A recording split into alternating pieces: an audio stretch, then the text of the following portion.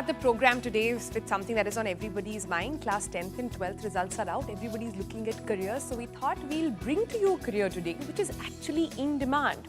You would have heard recently in the news as well that Vistara had to scale back its operation because of what was widely suggested and reported as shortage of pilots. So experts say that India needs about 2,500 to 3,000 pilots in the coming year. It's producing right now 1/3 of that number. So there's obviously a big surge of pilots that's required. But why does that gap exist in the first place? For one, obviously it's very expensive. Training to become a pilot can cost upwards of 50 lakhs for one individual. But on the other hand, it's also a profession that pays very well eventually. And in other issues that one might be looking at when you look at a career as a pilot is that even though there are several new flying schools that have mushroomed over the country, there is still going to be a while before that gap can be plugged. In fact, the shortage of pilots that you're talking about is not an India-only problem. It is a global phenomena. But in middle of all of this, India actually has a unique silver lining. India has the highest percentage of female pilots in the world. That's right, at 15%, India is 3 times the global average. The global average is about 5%, which is so cool. Who knew? Well, on TBC today, let's look at careers that give you wings and let's meet someone who's been flying high. This is Captain Nivedita Bhasin. You have to know about her in detail. She was at the age of 26. She became the youngest pilot to command a commercial jet in the history of world civil aviation. Since then, though, through her career spanning decades, she's had multiple other firsts. So we thought we have to bring her on the program. And so lovely to have you, ma'am, with us this morning. Good morning. We want to first start by asking you, this path-breaking journey of yours, how did it start? How did you think of becoming a pilot when nobody was talking about it?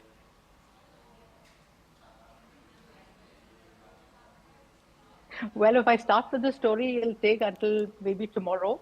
So I really have to condense it into a seed, I think. Actually, I was really young. So I was in school, and our school, Carmel Convent in Delhi, used to be in the diplomatic enclave. So that was absolutely behind the flying club. Those days it was called the flying club. Nowadays they call it a flying school. So it was behind the flying club, and I would see these aeroplanes flying. I would see the birds flying and the aeroplanes flying, and I would just think, I said, oh wow, it would be so nice, to just soar in the air with these birds. And basically, I wanted to get away from studies.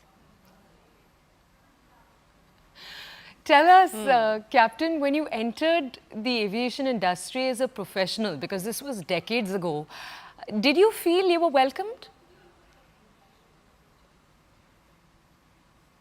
No. So the industry didn't embrace us. The airline, in a way, did, because Indian Airlines was the first airline. At that point of time, there were only 3 airlines. Air India was international. Thereafter, Indian Airlines was domestic, and Vaidoot was the third level. Just the commuter airline in the Northeast. This was in the year 1984. So the airline embraced us, of course, with open arms, because they did not differentiate in the gender. So they, in the advertisement or while doing the entrance exam, they accepted us easily. But I still think that, in the cockpit, it was still very much gender oriented, a little bit. And like I said, they didn't want to share that space. So it was their sacred domain. And I think they were wary of us stepping in and sharing what they had till now thought that it was their space only. And they didn't want us to, and they thought that we were encroaching their space. So some of the captains were really nice. Of course, we were all trainee pilots. You join as trainee pilots. So some of the captains were really nice. Some of the instructors were very nice. But there were some who made us feel very uncomfortable. At least I felt like that. Maybe the senior ladies didn't feel. But look at the leap the industry has seen, ma'am, ever since you started out. We now have the highest percentage of female pilots in the world. How did we get that right? Of course, kudos to people like you for leading the way. The world over, the percentage is only a dismal 4% to 5%. So with India we boast. Now we are boasting. So from 12% in some airlines to 15% in the other airlines. Indigo and Air India are leading. So I don't know. I think they're neck to neck. I won't say which one is on top now because it's very dynamic. The numbers are changing. So Indigo has done very well and taken care of his women pilots, like Air India also. Indian Airlines and Air India merged in the year 2007. So at a time when I joined, to take you back in that time in the year 1987, there was no maternity policy for pilots. No maternity policy. So when I conceived and I was going to have my first baby, I didn't know what to do, whom to report, what was the procedure. And of course, now we have a robust maternity policy. Women pilots get leave for 6 months. They can take further leave. Their rosters are better. They can get quick return flights where, it enables them to be home, stay home, breastfeed the young one, and then come back to work. So I think the maternity policy helps a lot because it gives you the freedom to choose. Of course, you don't get paid for the entire time, but if you choose to do some office work or groundwork, you can still, keep yourself occupied and earn a basic salary. So, ma'am, if we swerve a little and discuss the story we were talking about a little while ago, which is India's current issue, which is that there seems to be a shortage of pilots in India, world over. In India, experts say that there's a gap in the kind of training we give our pilots. How do you see this?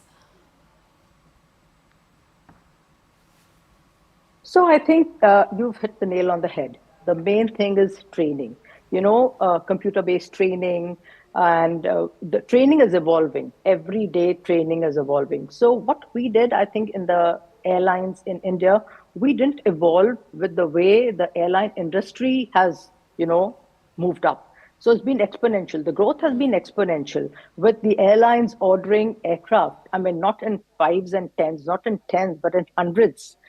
I think we need a lot of pilots. So basically, the first thing is our training schools, our flying schools in India need a revamp, a major upgrade.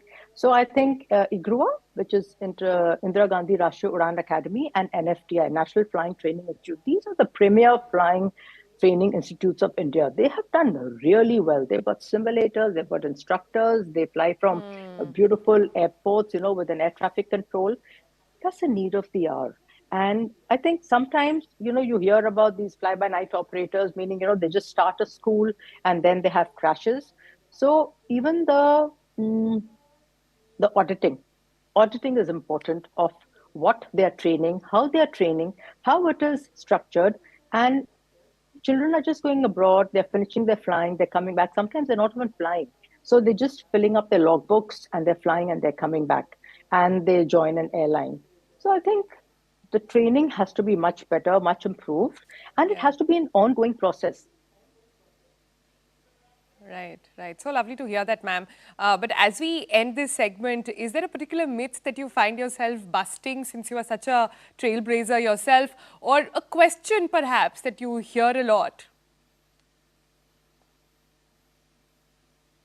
Are you a real pilot? So they ask all women they meet, are you a real pilot? Do you actually fly? So I get asked the question even now, so what do you mean by saying, are you a real pilot? So a pilot is a pilot, just because I'm a woman, they have to ask me, are you a real pilot? Do you really fly? So I think men have still not gotten used to the idea that women can fly and can fly sometimes better than the men. So I think we need to tell them that.